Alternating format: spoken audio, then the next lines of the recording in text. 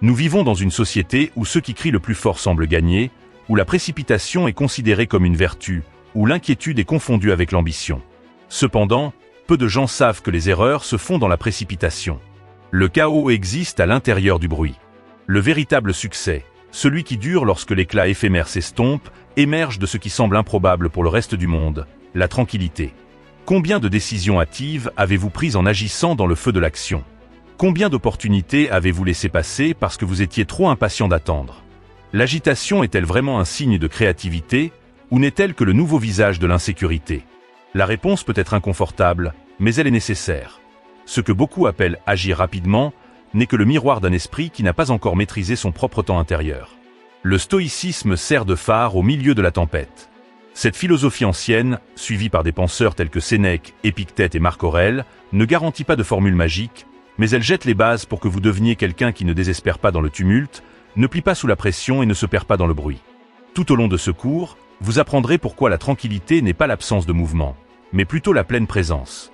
Pourquoi ralentir ne signifie pas abandonner. Au contraire, cela indique de la précision. Et pourquoi, dans de nombreux cas, le silence est la meilleure réponse à la multitude de voix qui tentent de dicter votre chemin. Si ce message a déjà piqué votre intérêt, abonnez-vous à la chaîne. De cette façon, vous pourrez continuer à accéder à des contenus comme celui-ci, qui ne vous distraient pas mais vous reconnectent avec ce qui est vraiment important. Maintenant, prenez une profonde inspiration. Viens avec moi. Le calme est plus qu'une simple vertu. C'est une force.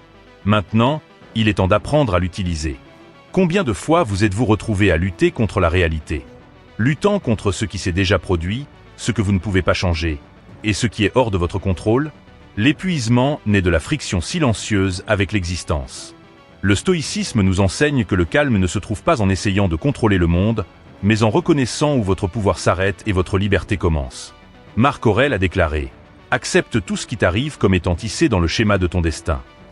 Et embrassez les personnes avec qui le destin vous connecte. Non pas comme une résignation, mais comme un plan. » Alors que beaucoup de gens dépensent de l'énergie à tenter de renverser l'irréversible, le stoïque observe, comprend et rediriger son effort vers là où il peut, en fait, agir. Il ne lutte pas contre le courant. Il nage partout où il peut. Et flotte là où il doit. Dans la vie réelle, cela signifie cesser de râler sur le passé, de s'opposer au changement et de pousser ce qui ne coule pas. Cela implique de renoncer au « cela ne devrait pas arriver » et de le remplacer par un « cela arrive ». Et je vais le gérer de la meilleure façon possible. Ce n'est pas de la faiblesse. C'est de la sagesse. C'est toi qui dis à la vie « je n'ai pas besoin de tout contrôler, je dois juste apprendre à traverser ». Élias, le jeune homme enthousiaste que nous avons rencontré dans la dernière histoire, vivait dans cette condition de résistance. Tout ce qui variait du plan le faisait tomber. C'était comme si l'univers était perpétuellement endetté envers ses aspirations. Et tandis qu'il s'efforçait de gérer l'imprévisible, il perdit de vue ce qui était vraiment important. La tranquillité, la clarté et la concentration. Mais quand il a rencontré Adriane, il a réalisé quelque chose de simple et profond. La vie ne te doit rien. C'est précisément pour cela qu'elle te donne tant quand tu arrêtes de demander et commences à participer. Quand Élias a cessé de lutter contre l'inattendu, il a reconnu que ce qui semblait être un obstacle était en réalité une redirection. Et tout a commencé à bouger. Exactement quand il a cessé de forcer. Vous pouvez également vivre cette transformation. Vous n'avez pas besoin d'être passif ou servile. Cependant, vous devez reconnaître que lutter contre la réalité signifie passer à côté de l'opportunité de vous comporter efficacement au sein de celle-ci. Le stoïque ne cédera pas. Il s'adapte. Et en s'adaptant, il conserve son essence tout en gagnant en puissance. Il y a un écart entre le stimulus et la réponse. Un bref moment, presque imperceptible, où vous avez encore une option. Et c'est précisément pendant cette période que la liberté existe. La plupart des individus fonctionnent en pilote automatique. Ils réagissent avant de réfléchir, avant de comprendre, et dans le feu de l'action. Et ensuite, ils en paient le prix. Le stoïque, non. Il attend. Il observe. Il s'installe d'abord, puis bouge. Épictète a un jour remarqué.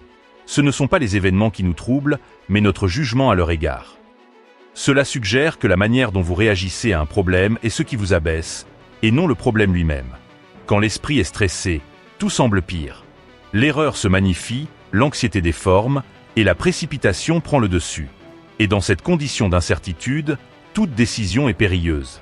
L'intellect frénétique veut résoudre les problèmes rapidement, mais le cœur ne comprend toujours rien. C'est pourquoi tant de décisions sont prises à la hâte, Et tant de mots sont dits avec haine. Parce que le corps pleure quand l'intellect est absent. Le stoïcien rejette cette logique. Il respire. Il concentre son attention. Il laisse la poussière émotionnelle retomber avant de prendre toute mesure. Dans la vie quotidienne, cela peut sembler paradoxal. Vous êtes sous pression pour répondre rapidement, pour résoudre les problèmes et pour ne laisser rien en attente. Cependant, hésiter n'indique pas une faiblesse. C'est une stratégie. Combien de fois avez-vous regretté de ne pas avoir réfléchi avant d'agir? Combien de fois avez-vous agi sur un coup de tête et avez dû vous excuser, corriger les choses ou recommencer? Adrian a appris à Elias, le personnage qui éclatait autrefois de fureur, l'importance du calme intérieur. Au lieu de répondre immédiatement, il a commencé à prendre du recul, pas physiquement, mais mentalement. Il a appris à se poser des questions. Est-ce que cela a vraiment de l'importance? Cette réponse va-t-elle construire quelque chose, ou juste nourrir mon ego? Pendant ce temps, ses décisions ont changé. Ils apportent avec eux les résultats. Le calme avant l'action n'est pas l'absence de force, mais la maîtrise de la force. C'est comme un combattant qui sait comment se battre, mais préfère observer. C'est la force d'une personne qui comprend qu'un esprit calme fait moins de bruit et plus de résultats. Ne te comporte pas trop rapidement la prochaine fois que la vie te mettra sous pression. Cours vers l'intérieur. La réponse correcte n'est pas la vitesse, mais la clarté. La clarté ne peut venir que dans la solitude d'un esprit entraîné. Tout ne se passera pas comme prévu. Même avec les meilleures intentions, les choses peuvent mal tourner. Un projet échoue, une personne déçoit, et une opportunité passe. Et dans ces cas-là, la tendance naturelle est de grogner, de s'opposer, ou même de se blâmer soi-même. Mais le stoïque reconnaît que la vie ne suit pas des plans. Elle suit des principes. L'un d'eux est le concept d'impermanence. Marc Aurèle a déclaré « Accepte avec grâce tout ce qui arrive ». Même si cela semble inhabituel aujourd'hui, cela pourrait être exactement ce dont vous avez besoin. L'acceptation n'est pas la même chose que la conformité. Cela signifie ne plus lutter contre ce qui existe déjà. C'est agir de manière décisive même lorsque les vents changent de direction. Parce que ceux qui ne savent ramer que dans des brises favorables n'apprendront jamais à naviguer. Elias, comme beaucoup d'entre nous, pensait que tout contrôler démontrait de la compétence. Quand les choses allaient mal, il le voyait comme un échec personnel. Mais c'est Adrian qui lui a donné une perspective différente. Parfois ce que vous qualifiez de perte n'est qu'un détour vers quelque chose de plus grand. Ce qui constitue un retard. Ce n'est qu'un ajustement de temps. Accepter le flux, c'est reconnaître qu'une danse est en cours. Et que, peu importe combien vous vous efforcez de perfectionner la musique, il est préférable d'apprendre à danser avec ce qui joue maintenant. Quand vous abandonnez le contrôle sur ce que vous ne pouvez pas contrôler, vous libérez de l'énergie pour ce qui compte le plus, bien faire avec ce que vous avez. Enfin, ce n'est pas ce qui vous arrive qui compte, mais comment vous réagissez. Plus vous acceptez, plus vous vous sentez léger. Plus vous devenez léger, plus vous pouvez voyager loin. Les plus grandes déceptions de la vie proviennent d'une source commune, l'hypothèse que le monde agirait selon nos souhaits. Nous voulons que les autres nous apprécient, que les choses se passent comme nous le souhaitons, et que nos efforts soient reconnus. Quand cela ne se produit pas, le résultat est le ressentiment, la désillusion et la paralysie. En revanche, le stoïque ne vit pas en cultivant des attentes. Il vit pour cultiver des actions. Il a réalisé un fait important. Attendre permet aux autres de prendre les rênes. Agir, c'est reprendre le contrôle. Sénèque a dit un jour, « N'attendez pas des autres qu'ils fassent pour vous ce qui est votre tâche ». Quand cela devient une réalité pour vous, quelque chose change. Vous commencez à avancer sans compter sur l'acclamation, l'acceptation ou la récompense immédiate. Dans la vie quotidienne, cela se manifeste dans de petites choses mais importantes. Vous n'avez plus besoin que l'autre personne s'excuse pour passer à autre chose. La motivation n'est pas nécessaire pour atteindre votre objectif. Vous ne comptez pas sur les émotions des autres pour justifier votre décision. Tu ages. Vous satisfaites. Tu construis. Même si personne ne peut voir. Même si personne ne te remercie. Tout au long de sa transformation, Elias a compris à quel point il avait trop attendu. Il s'attendait à être compris, reconnu et aidé. Quand cela ne s'est pas produit, sa productivité et sa confiance ont chuté. Adrian lui a dit quelque chose qu'il n'oublierait jamais. Arrête d'attendre la justice du monde. Commence à pratiquer la justice avec toi-même. Et ta vie a commencé à changer à partir de ce moment-là. Parce que le temps que vous passez à cultiver des attentes pourrait être utilisé pour réaliser des accomplissements. Le stoïque ne compte pas sur la situation parfaite. Il se comporte en accord avec la situation réelle. En conséquence, il devient plus dévoué à sa propre discipline et moins influencé par le désir des autres. Moins d'attente équivaut à plus d'action. Moins de suppositions signifie une meilleure exécution. Moins de « je m'y attendais » et plus de « j'ai fait ce qui était juste ». C'est la manière silencieuse des personnes qui n'ont pas besoin d'anticiper l'avenir parce qu'elles plantent déjà les graines de la conscience dans le présent. Parler est simple. Les réactions sont instinctives. Se justifier est presque automatique. Mais il y a un pouvoir invisible qui change tout, le silence. Pas le silence passif qui absorbe le chagrin, mais le silence actif de quelqu'un qui choisit de ne pas répondre. Parce qu'il a déjà compris que certaines réponses ne font que renforcer ce qui devrait périr. Sénèque a dit un jour, « Nous regrettons souvent ce que nous avons dit, mais rarement ce que nous avons gardé le silence. » Le silence, lorsqu'il est associé à la conscience, devient un bouclier. Cela vous empêche de nourrir les provocations, de vous laisser piéger dans des débats sans signification et de consacrer vos efforts à des personnes qui ne méritent pas votre attention. Le silence n'est pas de la lâcheté, c'est du contrôle. La maîtrise de soi, la conscience de la situation et le contrôle de son propre destin. Dans la vie quotidienne, cette arme est inestimable. Quand quelqu'un essaie de vous déstabiliser, rester silencieux peut être une réussite. Face à des critiques injustifiées, le silence peut être la réponse la plus forte. Lorsque le besoin de prouver quelque chose à quelqu'un se présente, le silence vous évite de perdre du temps avec des personnes incapables d'écouter ou de comprendre. Élias, toujours poussé par un besoin d'être compris, persistait à débattre, expliquer et défendre chaque étape. C'était comme si son calme dépendait d'une confirmation externe. Mais Adrian lui a enseigné une autre approche. Parle moins, observe plus. Et laissez le temps faire ce que vos mots ne pouvaient pas. À partir de ce moment-là, Élias a réalisé que le silence pouvait être plus expressif que la parole.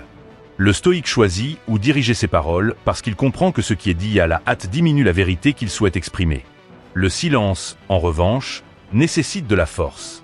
Et c'est précisément pour cette raison qu'il est effrayant. Ceux qui s'attendaient à de l'hostilité découvrent de la tolérance. Celui qui désirait le conflit découvre son absence. Cela, dans de nombreux cas, désarme plus que toute réponse délibérée. En fin de compte, il ne s'agit pas de rester silencieux par peur. Cependant, rester silencieux parce qu'on a de la clarté. Et la clarté dit « Cela ne mérite pas mon énergie. Ma tranquillité a plus de valeur. » Beaucoup de gens croient que la sérénité est l'absence de toute détresse, ce qui est une illusion subtile mais forte. Le stoïque, cependant, veut de la fermeté plutôt qu'un confort permanent. Et la solidité ne se réalise pas en fuyant la souffrance, mais en l'acceptant comme un élément inévitable du processus évolutif.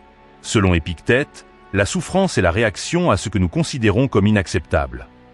Cela suggère que la souffrance est causée par notre réaction à ce qui se passe plutôt que par ce qui se passe en soi. C'est pourquoi, pour le stoïcien, l'inconfort est quelque chose à comprendre, surmonter et changer, plutôt qu'ignorer. Ce malaise se manifeste à la fois dans de petites et grandes difficultés de la vie quotidienne. Une critique cruelle, une perte inattendue ou une stratégie ratée. La réaction habituelle est de résister, de jouer la victime et d'essayer d'échapper à l'émotion. Mais le stoïque fait l'inverse. Il fait une pause. Il respire. Il ressent tout, et au lieu de cacher, il se demande « Que m'enseigne cette douleur ?» Élias, qui était en train de faire sa transition, a subi un effondrement émotionnel après avoir perdu un contrat majeur. Son instinct initial était de chercher des distractions. Mais Adrian l'a interrompu, ne fuis pas la douleur. Reste avec ça. Écoute. Apprends. Parce que toute douleur négligée revient sous forme de répétition. C'est à ce moment-là qu'Élias a réalisé que la souffrance ne change que lorsqu'elle est vue dans les yeux. Accepter l'inconfort ne signifie pas l'apprécier. Cela signifie plutôt respecter le rôle qu'il joue dans votre développement. Cela signifie comprendre que la force émotionnelle vient de la capacité à se relever avec plus de clarté, de concentration et moins d'illusion, et non de l'absence de chute. L'inconfort façonne, et façonner fait mal. Mais seuls ceux qui acceptent cette friction interne peuvent accéder à la version la plus claire d'eux-mêmes. Sénèque a observé, c'est dans l'adversité que la véritable valeur se révèle.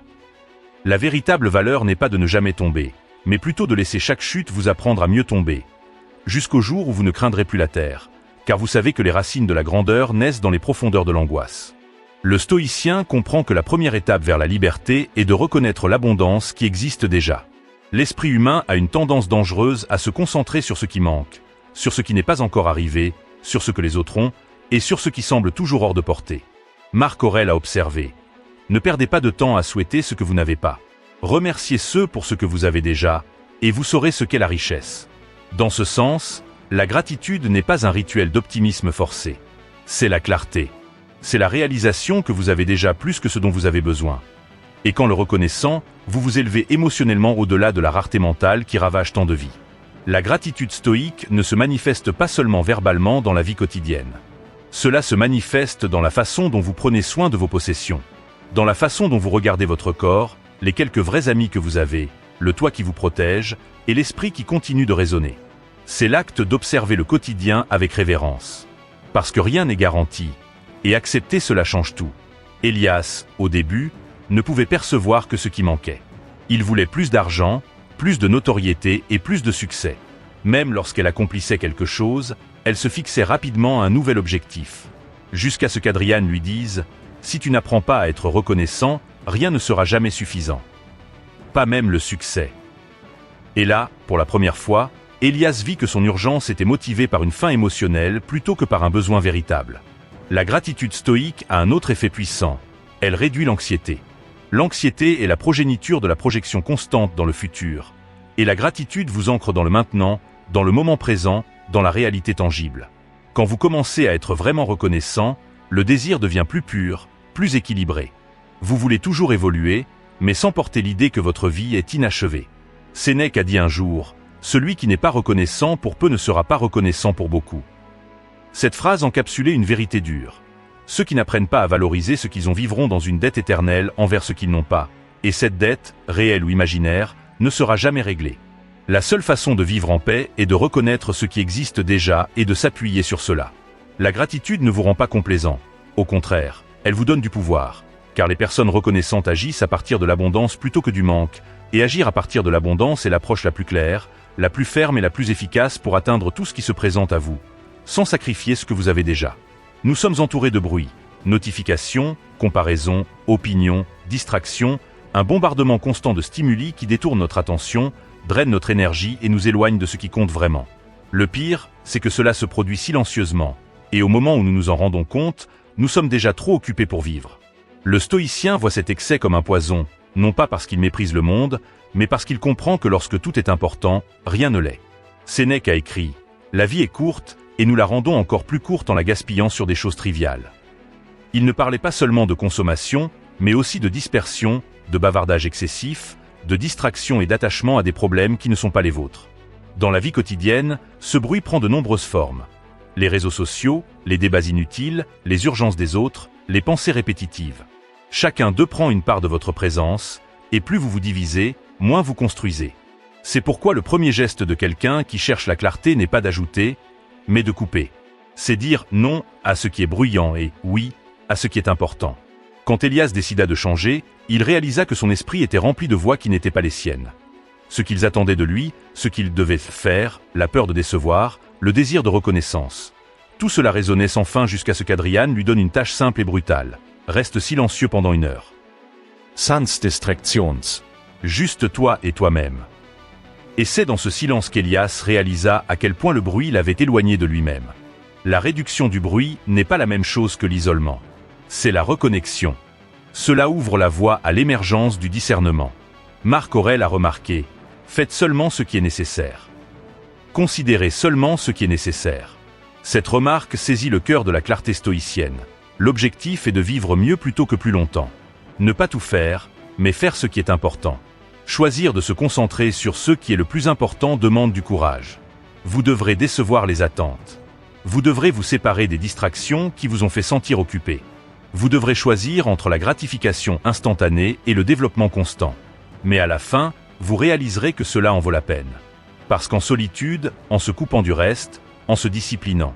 Ce qui est rare émerge maintenant, la direction. Ceux qui ont une direction n'ont pas besoin de courir. Il suffit d'avancer. Avec fermeté. Avec détermination. Avec paix. À quelle fréquence avez-vous pris une décision que vous avez ensuite regrettée? Combien de mots ont été prononcés avant que la raison ne puisse arriver? Dans ces occasions, le problème n'était pas environnement, mais ta séparation de toi-même. Parce que lorsque vous n'êtes pas présent dans votre corps, les émotions prennent le dessus. Et le stoïque le comprend. C'est pourquoi il entraîne une réponse basique mais efficace, la respiration. Épictète a souligné que la première étape pour les individus cherchant la liberté n'est pas de changer ce qui est à l'extérieur, mais d'apprendre à reconnaître ce qui se passe à l'intérieur. Lorsqu'elle est utilisée de manière consciente, La respiration sert de lien initial entre le chaos et la clarté. Ce n'est pas seulement un acte biologique. C'est une ancre. Une méthode utile pour revenir au centre pendant que tout autour de vous tourne. Dans la vie ordinaire, cet exercice semble insignifiant, pourtant il est tout. Avant de parler, laissez échapper un soupir. Prenez 3 respirations calmes avant de répondre. Une brève pause avant de prendre une décision. Pendant sa transition, Elias a appris que se souvenir de respirer avant d'agir faisait souvent la différence entre une journée productive et une journée impulsive. Adrian lui rappela « Chaque fois que tu sens que tu te perds, reviens par l'air. L'air est l'endroit où l'âme trouve la paix. La respiration consciente vous ramène dans votre corps. Et une fois que vous êtes de retour dans votre corps, le monde cesse d'être une guerre et devient juste cela, une scène. Le conflit externe devient ingérable lorsqu'il trouve un écho interne. Et cet écho n'existe que lorsque vous n'êtes pas présent dans l'instant. Marc Aurèle a déclaré un jour « La véritable force réside dans le maintien de l'esprit calme au milieu de la tempête. » Cependant, l'esprit ne peut atteindre la paix que lorsque le corps n'est pas en tourmente. Et c'est pourquoi le stoïque respire. Briser le cycle de la réactivité. Acheter du temps. Pour éviter les regrets. Entraîner la respiration équivaut à développer la maîtrise de soi. Cela apprend au corps qu'il n'a pas besoin de fuir au premier signe de danger ou de se battre au premier inconfort. Il peut simplement respirer. Zoès. Choisi. Et dans ce choix silencieux, vous commencez à devenir invincible. L'esprit inquiet existe dans le « pas encore ». Je ne suis pas encore arrivé. Je ne suis toujours pas qui je veux être. Je n'ai toujours pas accompli cela. Et ce sentiment persistant de retard engendre un poison caché, la peur de précipiter ce qui ne peut croître qu'avec le temps. Cependant, le stoïque comprend que ceux qui précipitent le fruit recevront de l'amertume. Parce que chaque procédure nécessite de la patience et de la sagesse pour supporter le temps entre la plantation et la récolte. Marc Aurèle a un jour déclaré « Tout ce qui arrive fait partie de la nature. La nature ne se dépêche jamais. Le soleil ne se lève pas plus tôt parce que vous êtes pressé. L'anxiété ne fait pas récupérer le corps plus rapidement. La maturité, qu'elle soit émotionnelle ou spirituelle, se produit au moment approprié. Votre responsabilité n'est pas de le forcer. Plutôt, de rester concentré même lorsque vous ne voyez pas de résultats rapides. Elias a trébuché à ce moment précis de son voyage. Il désirait des résultats rapides. Il y a des changements visibles, des transitions étonnantes d'un jour à l'autre. Mais Adrian l'a averti. Ce qui se transforme extrêmement rapidement survit rarement. Ce qui se développe lentement prend racine. C'est à ce moment-là qu'Elias a cessé de juger les progrès par des métriques visibles et a commencé à faire confiance au processus invisible. Dans la vie quotidienne, faire confiance au processus implique d'agir avec la même intention chaque jour, même si rien ne semble changer immédiatement. Cela implique de continuer à s'entraîner, même sans applaudissements, d'étudier, même sans notes, et de construire, même sans validation, car vous savez que tout ce qui grandit dans le silence prospère avec force. Sénèque a remarqué, les bonnes choses, lorsqu'elles mûrissent lentement, durent pour toujours. Peut-être que le plus grand cadeau de la philosophie stoïcienne est de vous apprendre à marcher sans souci, à travailler sans désespoir, et à réaliser que la transformation n'a pas besoin d'être évidente pour être authentique. Alors que beaucoup abandonnent parce que cela n'est pas encore arrivé, le stoïque reste, non pas parce qu'il a déjà atteint, mais parce qu'il a déjà compris. Ceux qui comprennent le processus n'ont pas besoin de se précipiter, car ils savent que tout ce qui est fait avec conscience arrive, au bon moment, de la bonne manière, et avec une force que l'immédiateté ne pourra jamais construire. À une époque où le bruit est confondu avec l'influence et où la hâte est vendue comme productivité, choisir le calme est un acte de rébellion, mais pas une rébellion explosive, plutôt une fermeté tranquille. Celui qui a appris à attendre, à respirer, à accepter, à faire confiance, n'est pas lent. Il est dangereux car il agit avec précision et quand il agit, c'est décisif. Le calme n'est pas une fuite, ce n'est pas de la passivité, et ce n'est pas l'absence de douleur.